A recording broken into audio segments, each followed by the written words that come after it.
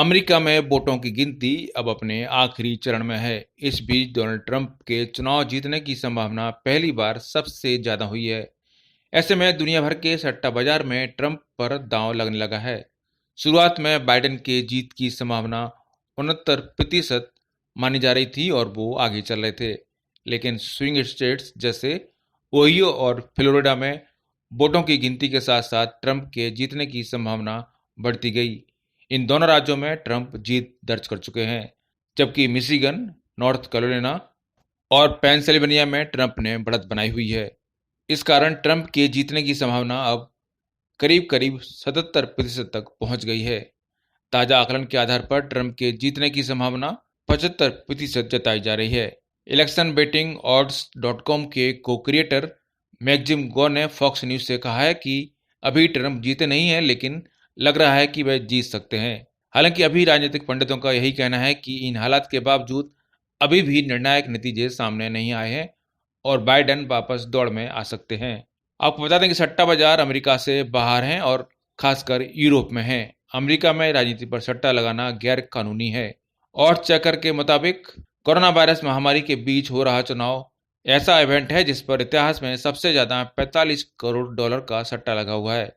Media report के मुताबिक अभी तक बाइडेन को 6,75,76,135 वोट मिले हैं, जबकि ट्रंप को 6,57,06,244 वोट मिले हैं। बाइडेन के खाते में 227 इलेक्टोरल वोट और ट्रंप के खाते में 213 वोट आ चुके हैं।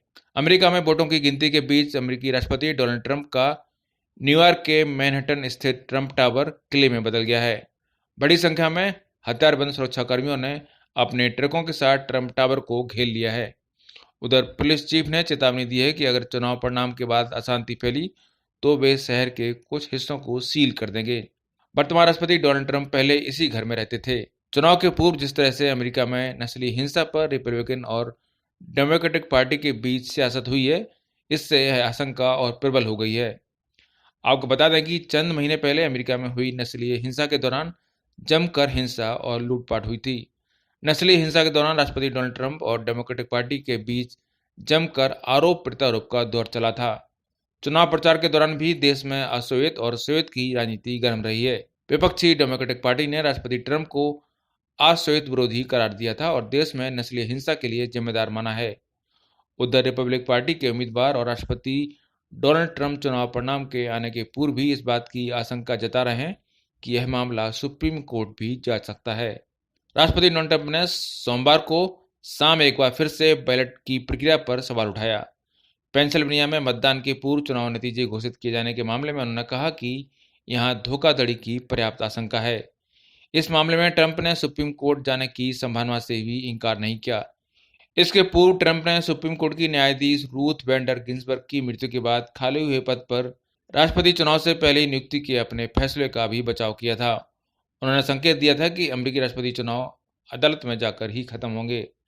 ट्रंप ने कहा कि इसलिए अदालत में 9 न्यायाधीश का होना बहुत जरूरी है। उन्होंने कहा कि जिस तरह से डेमोक्रेट्स चुनाव में धोखाधड़ी और घोटाला कर रहे हैं, उसमें सुप्रीम कोर्ट के समक्ष फैसला होने की संभावना है। उन्होंने कहा कि मेल से होने वाले मतदान में धोखाधड़ी आसान है। ब्यूरो रिपोर्ट, पत्रिका टीवी।